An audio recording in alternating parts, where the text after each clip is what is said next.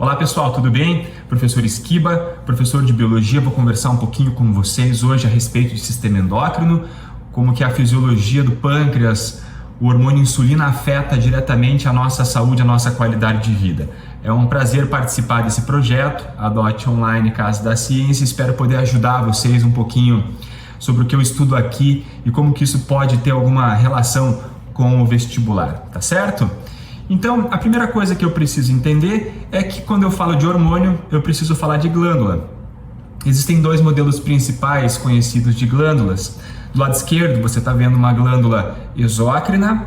Exo significa fora e crino significa secreção, então ela libera o seu conteúdo para o lado externo da glândula, e esse lado externo pode ser tanto a superfície corporal, que é o que a gente encontra quando lembramos de glândulas sudoríparas, sebáceas e salivares, né? Os 3 S, sudoríparas, sebáceas e salivares, são as glândulas exócrinas que liberam seu produto para o lado de fora do nosso corpo, a superfície corporal. Como também posso encontrar glândulas exócrinas que liberam seu conteúdo para a cavidade de algum órgão, como o intestino, suco entérico, como o estômago, propriamente com o suco gástrico. Então essas glândulas liberam para a cavidade, para a luz estomacal. Durante o desenvolvimento embrionário, isso a partir do tecido epitelial, as glândulas surgem, na sua maioria, a partir do tecido epitelial, um dos 4 tecidos fundamentais do nosso corpo. Durante a gestação, o período gestacional, o embriãozinho vai formando as glândulas endócrinas. Parte das glândulas exócrinas perdem o ducto que vocês estão vendo nessa imagem e não existe uma comunicação direta com a cavidade do órgão ou com a superfície corporal. Então o produto dessa glândula precisa atravessar uma certa distância dos tecidos ali através de uma força física, biofísica, que a gente chama de difusão, e então cair agora na corrente sanguínea. A partir desse momento em que uma glândula produz um produto e esse produto cai no sangue, a gente está falando de um hormônio. Tá? Então o hormônio é uma substância produzida por uma glândula endócrina que cai na corrente sanguínea e age sobre um alvo. Pode ser um órgão, pode ser um tecido, pode ser uma célula, mas ele vai agir em um determinado alvo. Tá? Essa é a glândula endócrina. E existem as glândulas mistas. As glândulas mistas, como eu estou mostrando agora para vocês, acabou de aparecer uma imagem do pâncreas. Ele tem um formato curioso, engraçado, é um órgão que fica na nossa cavidade abdominal, que tem o formato de uma língua, e ele é uma glândula mista. Ele é composto tanto pela parte exócrina, em que você identifica o suco pancreático através de ductos que liberam lá no duodeno, a primeira porção do intestino, uma série de enzimas que participam da digestão, né? Como a gente também vai encontrar a porção endócrina do pâncreas nas ilhotas pancreáticas ou as ilhotas de Langerhans, principalmente 2 hormônios que compreendem aí a regulação, o equilíbrio do carboidrato, da glicose do nosso corpo, né? O equilíbrio glicêmico. Esses 2 hormônios são contrarregulatórios, eles são contrários, e a gente está falando aí do glucagon e da insulina. O glucagon é um hormônio hiperglicêmico. O que significa isso? Hiper é o prefixo, vamos lembrar na biologia, que significa aumento, né? Então, quando o glucagon ele é secretado pelas ilhotas pancreáticas, pela porção alfa pancreática, né, as ilhotas das células alfa dessas ilhotas, ele vai mobilizar lá no fígado os nossos estoques de carboidratos, o glicogênio, e jogar na circulação na forma de glicose. E aí a nossa glicemia aumenta. Automaticamente você vai lembrar que isso acontece quando nós estamos em jejum, quando a gente não tem glicose suficiente na circulação, né? Então ele é hiperglicêmico, ele mobiliza as nossas reservas, nossos estoques lá na nossa dispensa, chamada fígado, e esse glicogênio é hidrolisado e lançado na circulação na forma de glicose, tá? Para manter a glicemia ali basal. E o contrário acontece com a insulina, que é um hormônio hipoglicêmico. A insulina é um hormônio hipoglicêmico, ela baixa a glicemia do nosso sangue, né? Ela é secretada pelas ilhotas também pancreáticas, na porção beta-pancreática dessas ilhotas, né? As células beta-pancreáticas produzem insulina quando assim, via de regra, a gente acabou de fazer uma refeição, uma alimentação, né? A glicose no nosso sangue aumentou e automaticamente essa concentração de glicose mais elevada no sangue sinaliza o pâncreas para, então, secretar insulina. A insulina na circulação passa a desempenhar o seu papel, como nesse slide que vocês estão vendo agora nessa imagem, né? Você tem aí a representação da ação dessa insulina. A insulina é um hormônio, então, nesse caso, o alvo desse hormônio são diferentes tecidos do nosso corpo que apresentam receptores para a insulina, né? Várias células apresentam, vários tecidos do nosso corpo têm receptores, como por exemplo o músculo. Automaticamente, quando essa insulina se liga no seu receptor, ela vai abrir canais, portas por onde a glicose vai passar, saindo então por um transporte molecular do nosso sangue e entrando então na célula, certo? Um transporte passivo, né? Seguindo o gradiente de concentração. Automaticamente cai a glicose na circulação, aumenta a glicose na sangue, tem um hormônio hipoglicêmico, é a ação da insulina. O que vai acontecer quando essa glicose entrar na célula? Vai funcionar como um combustível para as funções principais, básicas do nosso corpo, né? Para o metabolismo, para a vida dessa célula, para a construção, para as reações anabólicas, reações de síntese, né? Então, quando uma pessoa, por exemplo, ela vai fazer um exercício físico, é muito importante ter a insulina, porque é a insulina que vai fornecer energia para essa célula recompor as suas miofibrilas, suas proteínas contráteis, né, actina e a miosina, no caso de um exercício de musculação, por exemplo, tá certo? Então a insulina tem esse papel muito importante. Ela funciona como uma chave que abre a porta para que a glicose possa então entrar nas células e desempenhar o seu papel, né? O que vai acontecer se por acaso faltar insulina?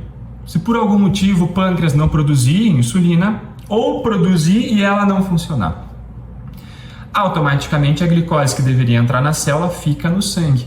E aí a gente tem um caso clássico conhecido de hiperglicemia, é o principal sintoma do diabetes, né? O diabetes tipo 1 é uma doença autoimune, conhecida por as pessoas nascerem na maior parte das vezes dessa forma. O pâncreas não produz insulina e o sujeito tem que tomar insulina no decorrer da vida, insulino dependente, né? E o diabetes tipo 2 é uma resistência à insulina. O sujeito produz insulina, mas a insulina não age de maneira correta, né? O que vai acontecer?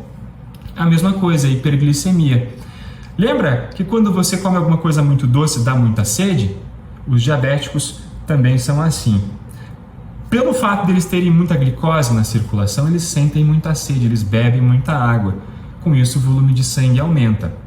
Esse maior volume de sangue aumenta a pressão arterial, que é geralmente um efeito colateral, né? um sintoma, um outro tipo de doença que vem adquirido a partir do diabetes, né? Aumenta a pressão arterial. Faz bastante xixi e o xixi que é eliminado tem glicose, porque o rim não dá conta de reabsorver aquela alta taxa de glicose no sangue, acaba saindo aí então na urina. Por isso que é chamado de mellitus, porque a urina é melada, né? Então o que vai acontecer pensando além desses sintomas com o sujeito que tem diabetes? Como a insulina é um hormônio-chave para a entrada da glicose e para o metabolismo correto de vários tecidos, automaticamente ela vai afetar a porcentagem de músculos que nós temos, a manutenção muscular, o balanço muscular. Pensando que o nosso corpo é praticamente metade formado por músculos, nesse slide você está vendo agora aí, um músculo que, pensando nas funções aí, que desempenha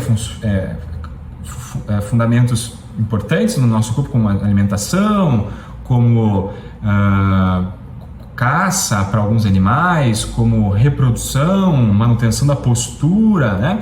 Se eu não tenho insulina mantendo tudo isso, permitindo esse balanço muscular, automaticamente esses músculos vão sofrer. Eles vão sofrer. E é uma das características importantes de quem tem diabetes, né? Um erro no balanço muscular. Tem muita perda muscular e pouco ganho muscular, né? Pense que o músculo está constantemente nessa balança, uma balança com basicamente dois conjuntos de reações. Um conjunto que é chamado de síntese proteica, onde você está vendo aí do lado esquerdo. Síntese significa produção, formação de proteínas. E do lado direito da balança, a degradação proteica, a gente chama de proteólise. E claro, cada um dessas reações tem as suas vias metabólicas dentro da célula, que vocês estão vendo caixas menores que mostram ali quais são as vias que estimulam tanto a produção de proteínas como a quebra de proteínas, e é importante tanto um quanto o outro. Às vezes as proteínas ficam velhas e eu preciso degradar. Às vezes o meu músculo não sustenta um exercício, eu preciso produzir, né? Então, a resposta muscular, o fenótipo muscular, depende do conjunto dessas duas reações, tanto a síntese quanto a degradação ou a proteólise. O que acontece quando falta insulina? A insulina é um hormônio altamente anabólico, porque estimula a síntese proteica, né, e inibe a degradação. Quando falta insulina, você está vendo a caixinha aumentar. A degradação proteica começa a ficar mais evidente do que a síntese. E o músculo começa a ficar debilitado, ele começa a ficar atrófico. Por isso que as pessoas diabéticas crônicas são mais magras, têm menos massa muscular, porque elas sofrem com essa perda de fibras musculares devido à falta da insulina, a falta da ação da insulina, né? E automaticamente, então, as vias de proteólise e de degradação passam a se tornar mais evidentes do que as vias de síntese proteica, né? E aí a proteólise pesa muito mais do que a síntese. Tá? Olha que legal, é importante. Não que isso seja legal, gente, não é. Mas como é interessante esse mecanismo de balanço muscular, né?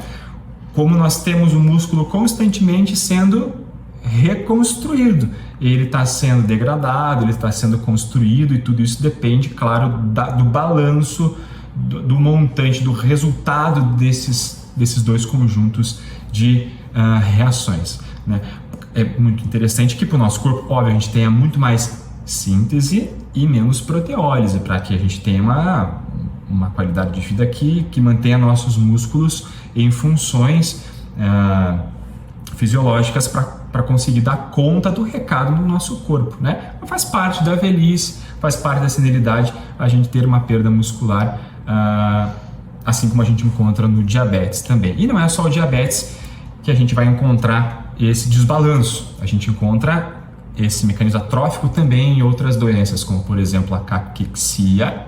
Indivíduos caquéticos têm pouquíssima massa muscular, falência renal crônica, doenças neuromusculares, além do diabetes.